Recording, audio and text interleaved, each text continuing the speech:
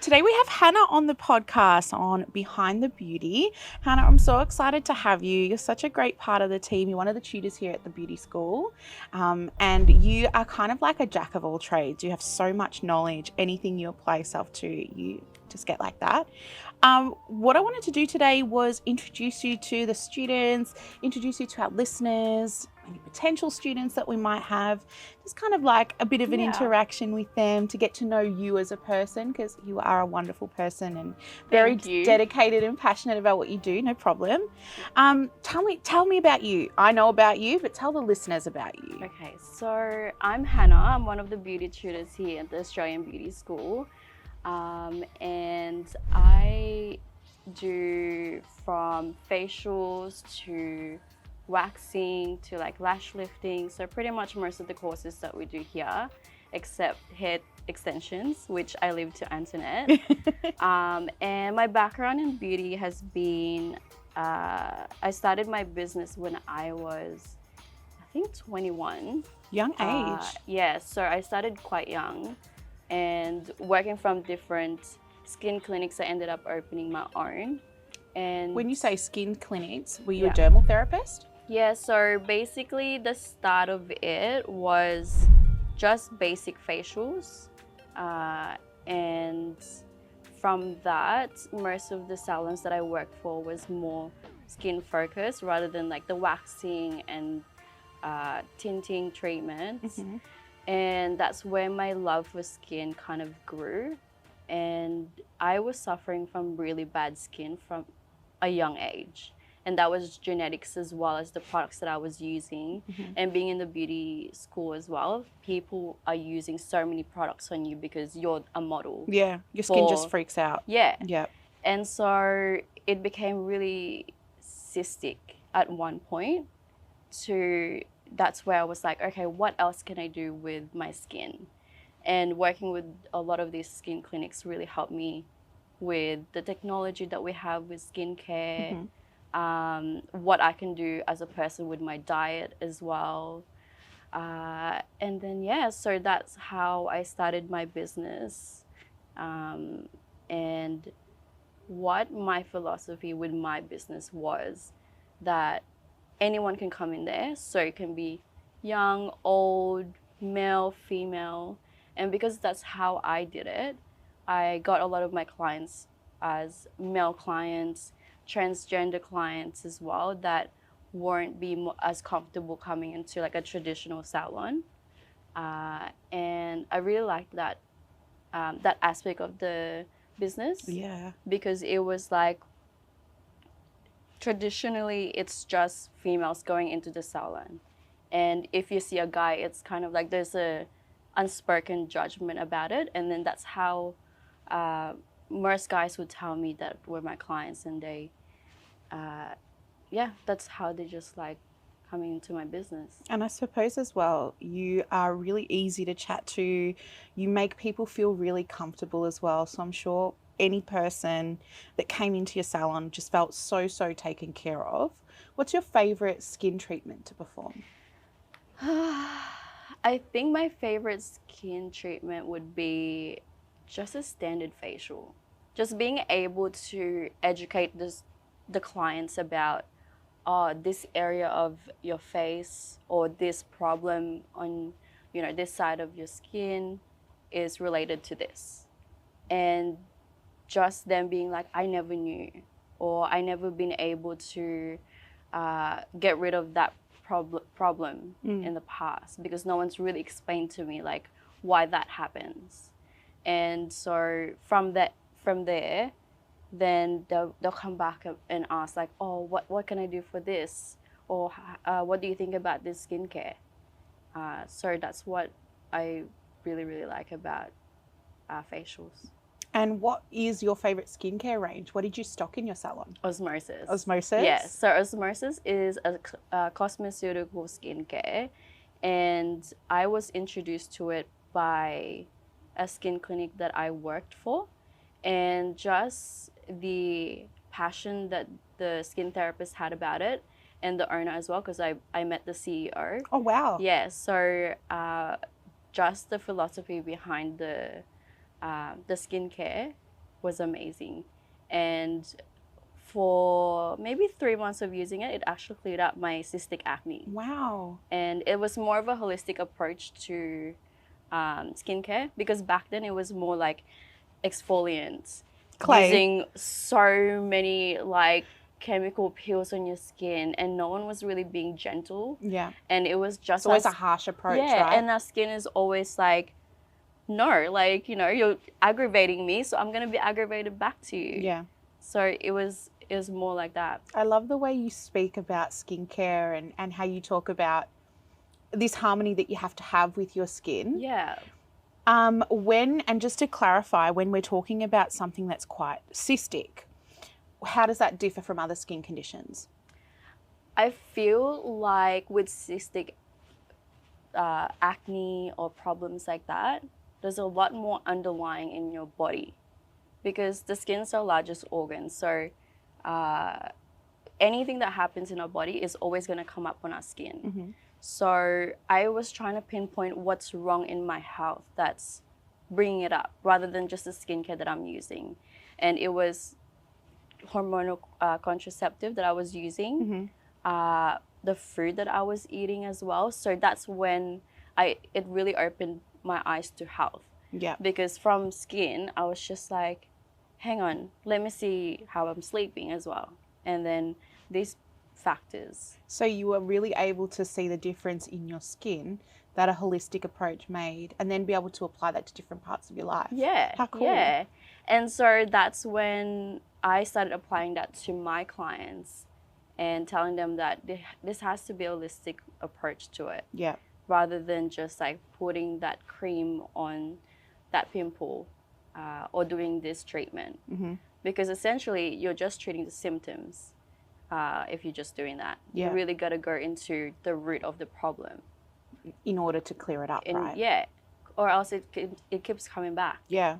And for me, that was teenage years until like early adulthood. Yeah. So thank God that's gone. Oh, that was so bad. I couldn't even like... Was it painful as well? I couldn't even like lie on the pillow. Like it was, I literally have to lie down this way. And yeah, it was bad. It was like, sometimes it was like bruised. Oh my goodness. Yeah. And then I got acne scarring as well from it. Yeah.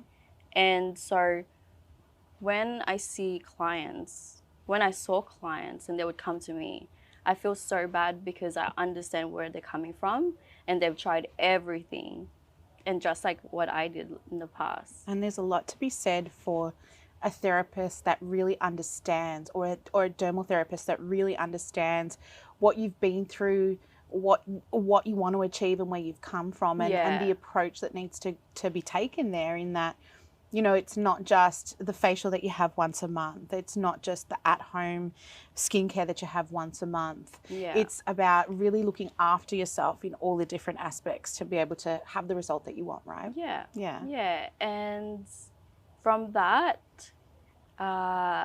it became more of a passion for me to do skin. So like I was saying before, I started off with makeup. Yeah. And then I was like, why is my makeup not sitting right on my skin? And that's where it kind of like went into more of looking into skin. I mean, having amazing makeup is awesome, and obviously it makes us feel really beautiful. Yeah. But if the skin is quite textured underneath, or you have that really bad cystic acne, or you have those skin conditions, it can even be eczema or, you know, keratosis pilaris, whatever the case might be, you know, you do need to have a smooth foundation for the foundation to sit smoothly and the makeup to sit smoothly. But also it's a confidence boost too, hey? Yeah, exactly. Yeah. And that's pretty much what beauty therapy is. It's whatever is in the outside, it's what's inside. Yeah. So if you feel Always good comes out. if you feel good in the inside or vice versa, it like goes back and forth. Yeah. You know. Yeah. So I think that's why the beauty industry is quite I think it's $1 billion industry. Multi-billion-dollar industry. Yeah, because people are chasing for that happiness. So. And I understand that with yourself as well, your popularity in your salon grew and grew and grew, and you were able to open 2 more locations. Yeah. Is that right? Yeah. Awesome. Tell me about that. Yeah. So I started off in Altoona North, and I found a really good opportunity in Armadale. Different clientele. So a lot of it's a big Jewish community in Armadale that I dipped my toes in. In Altoona North, it was that was more male clients, and then the transgender clients that was there. And so being able to kind of change my approach in business to accommodate for that market was interesting. It was with my business, I kind of treated it as a game because it was really fun. It was being able to talk to different suppliers, distributors, to different clients. So what I really liked was being able to talk to different people. And with the Armadale one, they liked a bit more of a fast service. Instead of the Altoona North one where they wanted to talk to someone and, you know, someone explained the skin to them. This one's like, I'm a mum. I need something quick. I need to get in and get out. So lash lifts, spray tanning, tinting were the most popular treatments. It was like, I've got 15 minutes. I need to get out. I'm like, okay, lash lifts takes 30 minutes. Okay. And also like with parking, because it was on High Street on Armadale, which is like the main street on Armadale, they won't have as much parking time there. So they'd really try and get as many of those quick treatments as they can. Lots of foot traffic. Which is awesome for business. Yeah, really, really good. Lots of exposure for you. Yeah, and because there was a lot of other businesses in the street, then it wasn't so much competition. It was just like, let me help you. So we were all kind of helping each other. That's so good. It's so nice when you find a good community around you when you're in business. That you're able to support each other. Especially when you have your own business, it's quite lonely. Not a lot of people, or now we know, but back then, not a lot of people spoke about how lonely it is to have your own business. Because unlike with places that you work with or work at, you've got colleagues, you've got managers. But for me, I was working and making the decisions by myself. And it's not like I could talk to my friends. At the age of 21, I'm not sure many of your friends would have understand what you were going through as well at that time. So, you know, that was the years of going out, knowing yourself, finding out about, you know, because you're still in uni, so you're finding out all these things about yourself. And for me, it was like I've jumped 10 years ahead. I've skipped all of that. And so I couldn't relate to my friends, but then they couldn't relate to me. So for me, it was like, who do I talk to? That's where you really got to put some importance in, or else you'll go crazy. Like there was like weeks where I just felt, oh, like, what am I gonna do like this weekend? Just work, just go back to work. But it was fun because I got to experience that from such a young age and be able to go to, I'm sorry. So for a lot of our students, we probably speak to 80% of young girls or guys that want to open up their own business. And yeah, I guess that's the reason why they've enrolled within our courses. So I want them to know my experience. Of course. So that they know what they're walking into, and bring awareness to young adults opening their own businesses in beauty. Absolutely. Or in any business that they want to open.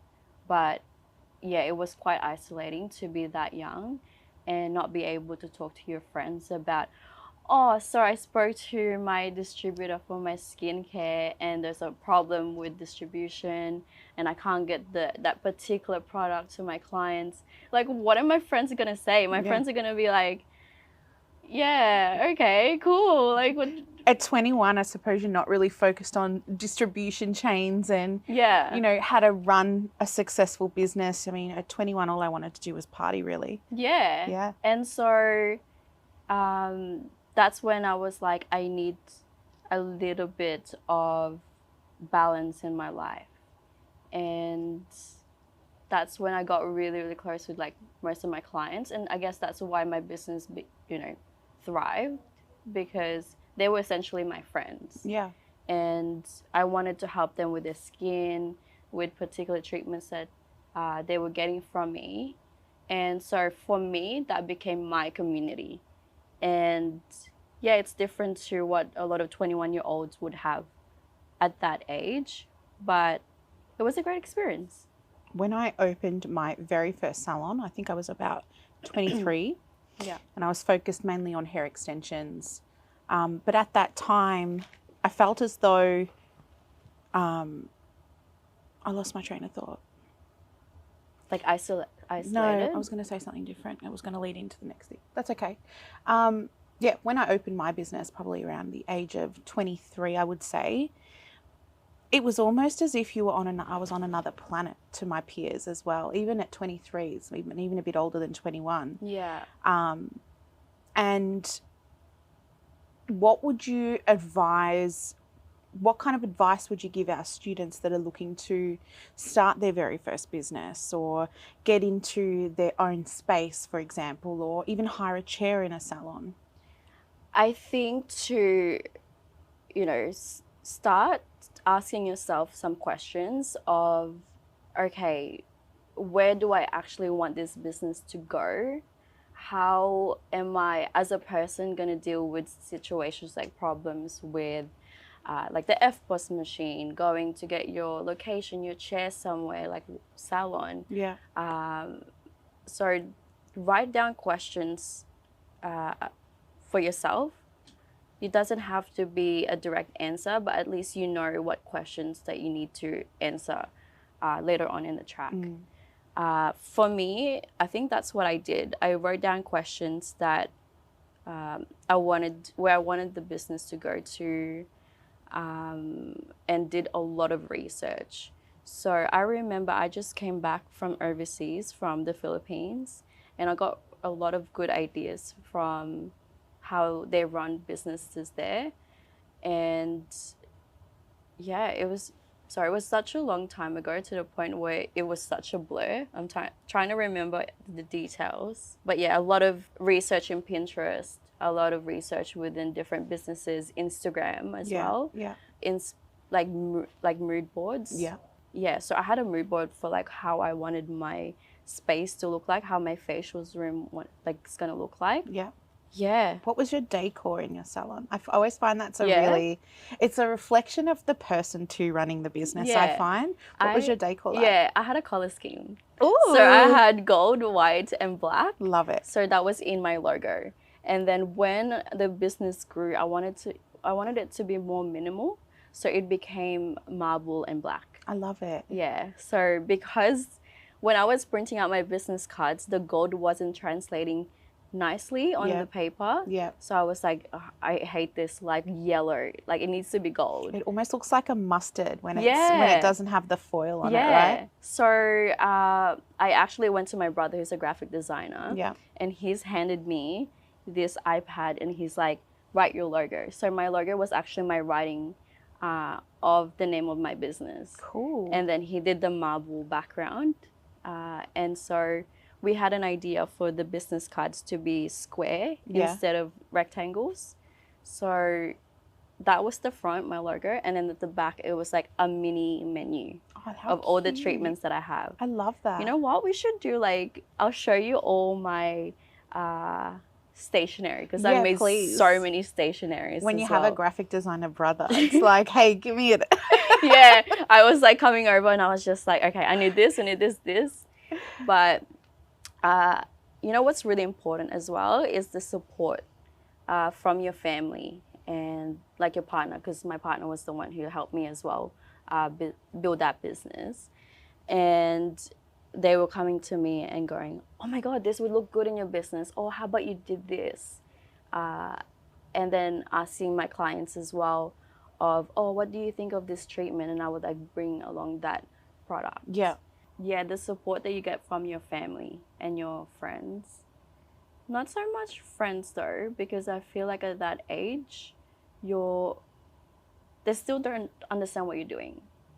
So There's a disconnect there. yeah, finding mentors from people that have opened their businesses. This is something I always talk to my students about, finding a mentor in the industry that you can model off from, that you can emulate, that you can strive to be like is really, really important. Yeah, and that's the person that you can go to with simple things about your business that you won't be able to necessarily connect to your friends or your family. And when you have that mentorship relationship, you can almost be 100% certain that that person will not tell you something that would take away from your business or would be to the detriment of your business. You know, they're there to honestly support you.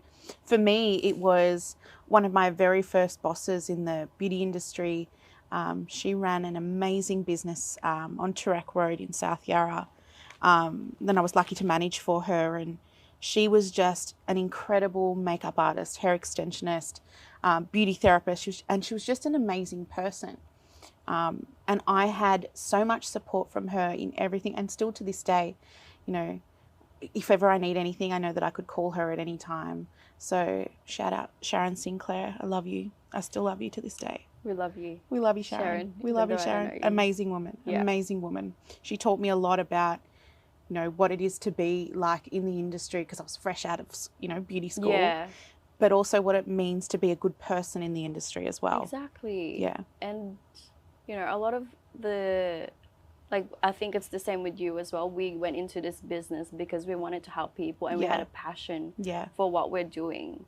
And unfortunately, we see people in business that are just money hungry, and there's clients come back to us and it's like, oh, I went to this salon and then, you know, probably had a really bad color, or I went on this salon and had a really bad wax treatment. Yeah.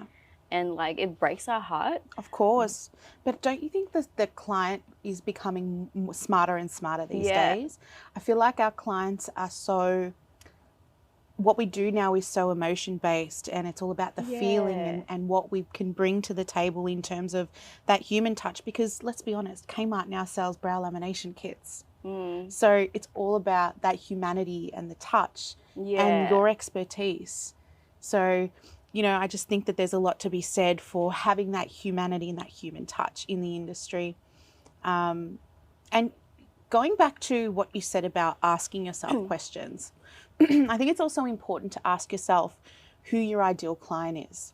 That's true, And this is something that I talk to quite a bit with the support, with our students that we have in, like that want to do a business support session. Ask yourself who your ideal client is. And again, this is something that Sharon taught me. Ask yourself who they are, but be specific. So how old are they? What do they do for work? Make a profile for your client, because then you'll know where to find your client. Exactly. Yeah.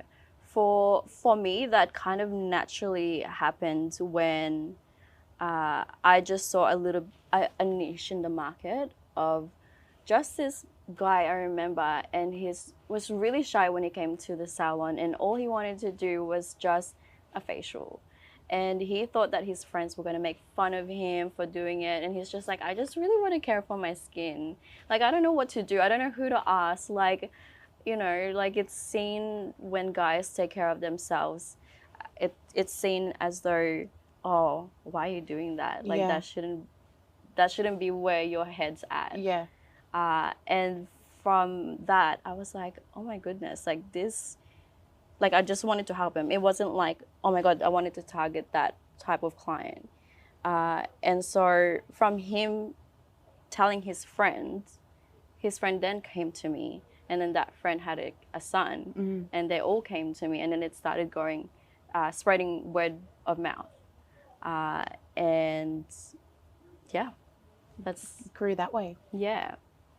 And I liked it that way because they value you as not just a business owner, dermal therapist, but also just as a person. Like, I know I've had my experiences, and probably you have, of clients that are just like, do this, do this, do that. And it's like, we're people too. Yeah. Like, you can have a chat with us. Yeah, of course. Yeah. I think as well, when you are performing your services, again, going back to that human touch, have a conversation with us. We're here for you. We want to do a good job for you. Yeah. Give us feedback. How are you feeling during the treatment? Is there anything that we can do for you? Let me know. Like, I would like to know if there's something more that I could do for you. Yeah. You know? Yeah, like, let this be a conversation, not just a one-way thing of me telling you what to do or you telling me what to do. I would hate to go into a salon situation where someone sat me down and said, okay, Antoinette, this is what you're getting. And there was no open discussion around the treatment or what I was to expect. I think it's really important to manage expectations and to really let your client know what they're in for. And that can be for a number of reasons, not just to prepare them for, services upcoming, but also financially too, to prepare them for, it might be a treatment plan that they're on. Yeah. It might be a commitment that they need to make. For example, if you're doing a full head of tapes, I need to see you in another 6 weeks.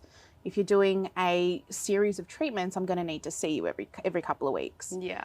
So what do you make, going back to the lamination kits as well, what do you make of these Kmart lamination kits and lash lift kits? Oh my goodness, there's so many horror stories that I've seen. It's so scary to me. And that we have read from forums, and because it's unregulated, a lot of people don't know how to use this. They're not being trained to use these products. So I'm just scared about it. And I think people should just educate themselves if they want to use this. And yeah, what do you think about it? Couple of things. I think that going back to that humanity and that human touch, that's going to become your point of difference, right? Anybody can slap on a hair color. Anybody can do a lamb. Hopefully. But what sets you apart as a therapist is being able to do that in safe parameters, but also, having that bedside manner, if you like, where, you're able to gouache the face as you're letting the lamination sit, or whatever the case might be. It's that extra element that you can't give to yourself that someone else can. Yeah. And I am scared though. That's scary. It's scary because there's lamination and lifting is such a fine art, and the chemicals are really strong. So it's really important that if you do choose to use these, you're being really, really careful. As a therapist, I would never judge someone if they went out and purchased one, but I would definitely help you fix it if something went wrong. Yeah. I think we've heard a lot of clients just come back from doing home jobs, and we're just like, oh my goodness, this is so... I just get scared for the health implications. Yeah. It's not because I feel like my business would suffer or I would lose money. It's the health implications and knowing that client could have potentially blinded themselves with perm solution. Yeah. It's like, if you want to save some money here and there, go for it. But don't compromise your health or, your skin just for that. Because I'm just saying that because I've had my fair share of situations that's happened too. I know I've bleached. I think everyone has bleached their hair when they were younger. Absolutely. Like bought something from like a house warehouse from like the chemist and did their own and gone to a hairdresser. Look what I did. Yeah.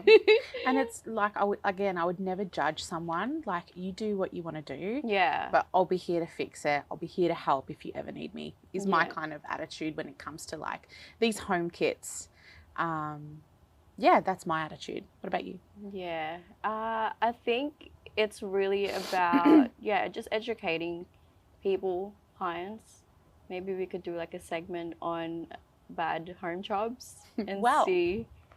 Well, it's time for the that was good. It's time for my God. It's time for the part of the show. Okay. That we give you a disaster story. A disaster story. Yes. Okay, I'm ready for this. Now, Yeah. whilst Hannah is a skin specialist, she's a dermal therapist, she's also a nail technician. She's also a lash and brow technician. So this is from a nail technician of 14 years experience. I'm a nail technician with 14 years of experience. I've been fortunate to have wonderful clients throughout my career, except for one recent incident. We were exceptionally busy and a lady came in requesting a pedicure. Without much thought, I accommodated her, got her seated, filled the water and attended to other tasks while she removed her shoes. Upon returning to attend to her, I discovered that she had warts all over the bottom of her foot and clearly a fungal nail infection. I was taken aback and uncertain on how to handle the situation. I discreetly spoke with her, ensuring no one else could hear, and explained to her that we couldn't proceed with the service due to the contagious nature of her condition. I offered her a voucher for a future pedicure once her fungal nail and warts were resolved, and provided information on how to address the issue. She remained quiet throughout our whole conversation until the end, when she erupted in anger, accusing me of disliking her and judging her based on her appearance.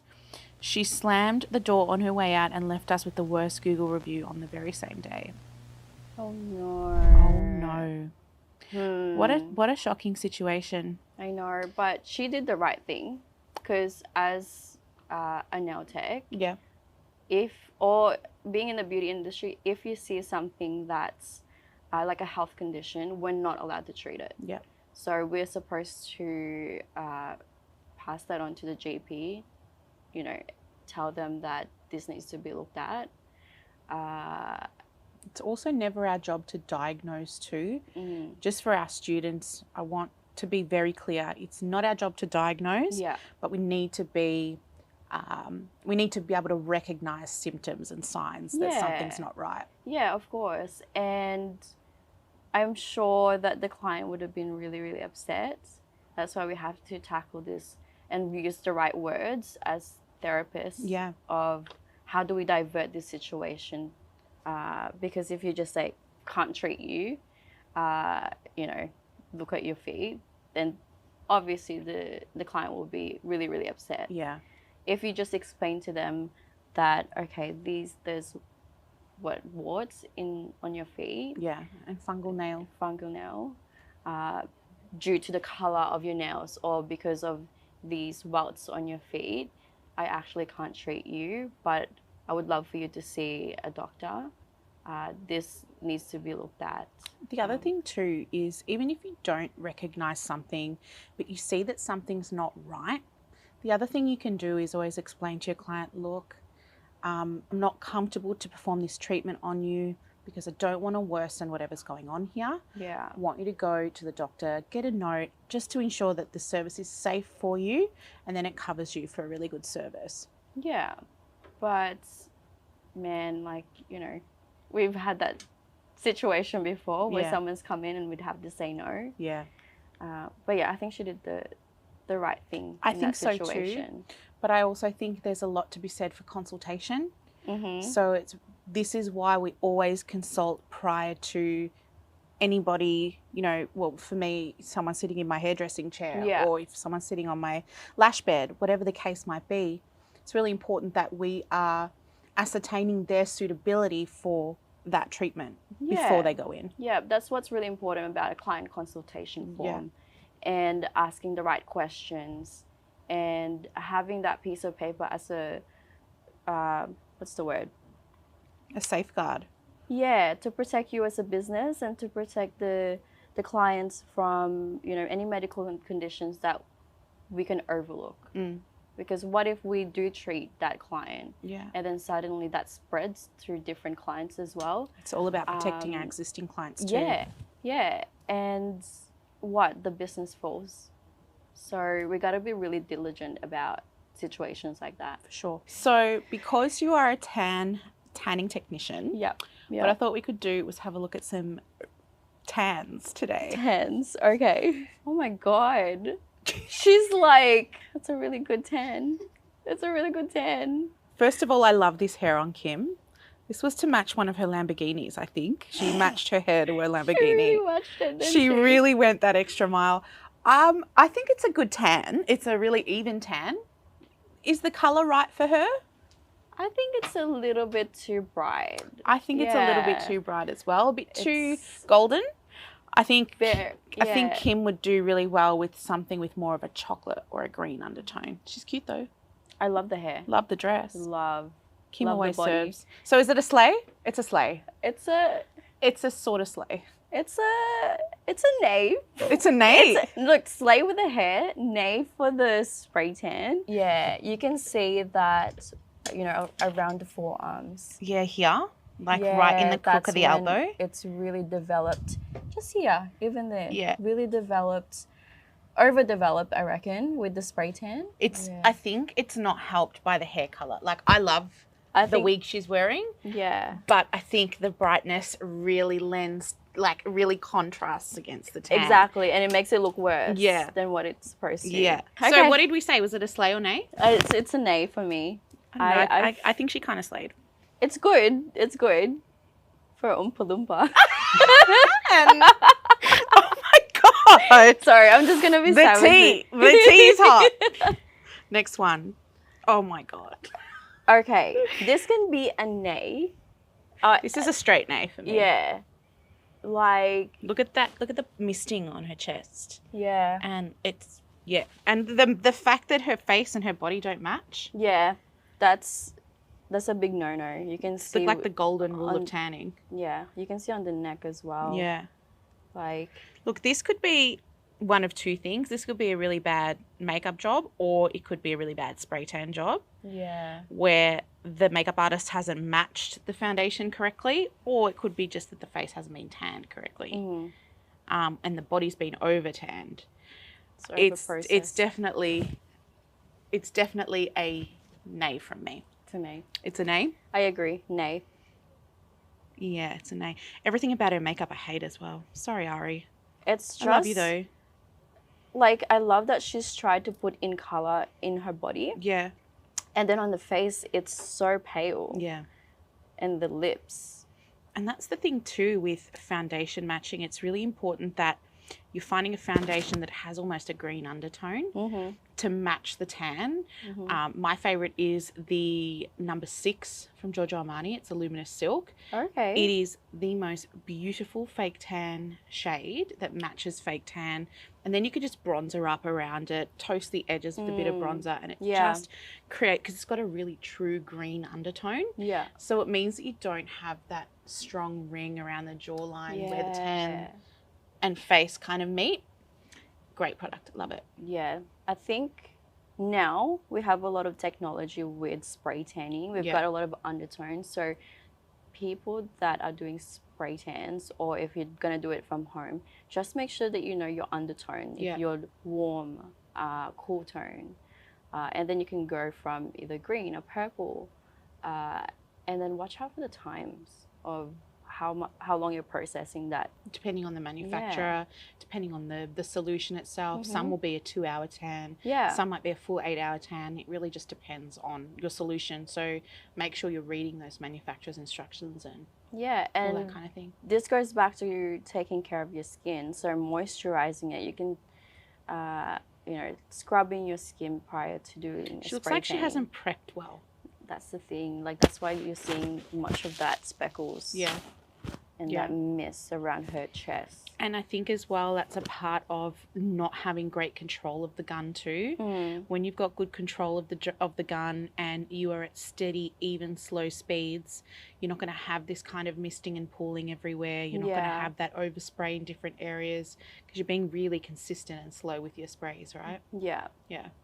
Next. Wait, Slay? She's a nay. Nay. Nay. Nay. Big nay. Okay, this is a slay for me. Yeah, it's beautiful. Nikita is of Mexican and Vietnamese descent, I think. Yeah. So she has quite a bang and tan going on anyway. Yeah. But this is like a really beautiful shade for her. You can see that it's a similar shade to Kim's, but it looks so much better on her. Yeah, it actually complements her undertone. Yeah. And the contrast between the hair and the spray tan goes so well. And then that blue in her dress, amazing. Have you ever used Nikita Dragon's makeup? No. Me either. Maybe we should. Let's try one day. Let's try. Slay or try. nay? Slay. Slay? Slay. She slayed. Oh, this is like the worst photo in existence I of feel Selena so bad Gomez. for her. I know, she's been through a lot. Yeah. She also has lupus. Did you know that? Yeah. I've watched a lot of YouTube videos about the situation that's going on with her. Yeah. I actually think this is a natural tan. I like the tan. It's just the makeup doesn't go well with the tan. It's that under eye.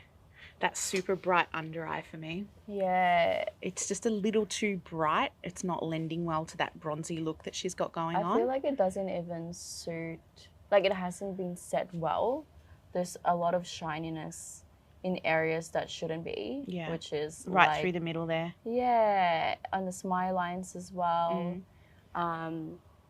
Under the eye, like the bronzer, it doesn't melt into the skin. You can see where the concealer starts. The eye looks a bit messy too. Like, I know we're judging tan, but yeah, her eyeshadow is inconsistent across both eyes. It doesn't look symmetrical. It doesn't look balanced. Yeah, exactly. Yeah. But if we just cover the face, if we okay, disregard the makeup, and this is again why spray tanning is a really good add-on to makeup. Yeah, because you can provide like a whole service, makeup and a spray tan to your client, have packages, but also know how to work with them because you'll know what undertones you're working with, right? Yeah, but with the spray tan, I actually like it. I think the spray tan's a slay. That is a big slay. Can't see any significant problems. I actually don't even know that it's a spray tan. I reckon it's a natural tan. You think so? Yeah. With like some shimmer, oil? or some oil on the top. Yeah. I actually think that's a natural tan. See how it's a little bit red as well? It's got like a true bronze undertone. That's what makes me think it's... Yeah. Maybe just like a light spray or dusting of like a bronzer. I think you're right. When I was doing tans too, we had competition tans as well, which was like a temporary tan for bodybuilders. Yeah, yeah. And it was like so shimmery. Yeah. Because that shimmer helps to highlight the peaks in the body, but also the deepness of the tan helps to create more definition. Yeah. It's almost like she's got a bit of a glitter spray over the top. Yeah, it seems like it. I think it's beautiful though. I just wish more makeup artists knew more about spray tanning. How to work with it. And how to work with it. Yeah. Because you don't need a lot. No. And it's really easy to stuff it up. Yeah. Just like a little bit more of a processing time. That extra, half an hour. Washing off too soon. Yeah. Washing off too late. Washing off in water that's too hot. Yeah. All things that play a part. Cool. So awesome. she's a slay on the tan. And nay on the makeup. Yeah. Well, that's about it for today, Han. Thanks for having me. This was so fun. It was awesome. You'll see me again. We sure will. Do you have any advice for our students moving forward? What's one thing that they can take away from our session today that you think will be useful for them in business? I think that, if you have the dream to open up your own business, then being able to be logical about the steps that you're going to take with your business. Yeah. I think that's a great start of what clients do I want in my salon, what products I want in my salon. Start with the basics and then you can start growing from there. And, you can use us as your mentors. We will be here talking about our experiences with business. I think it's like both mine and your strengths as well. It's our connection with our students. Yeah, because we were in that stage at one point. Yeah. And so if, there was someone like us that just gave us just a little bit of advice, we would clung on to that. Yeah.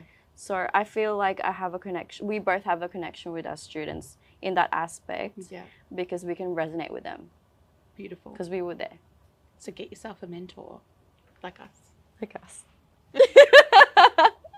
Thanks, Hannah. It was great to have you on. I can't wait for the next one. Yeah. You've got so much knowledge. I can't wait to pick your brain more. So guys, thank you for joining us once again on Behind the Beauty. We've had a great time with Hannah today.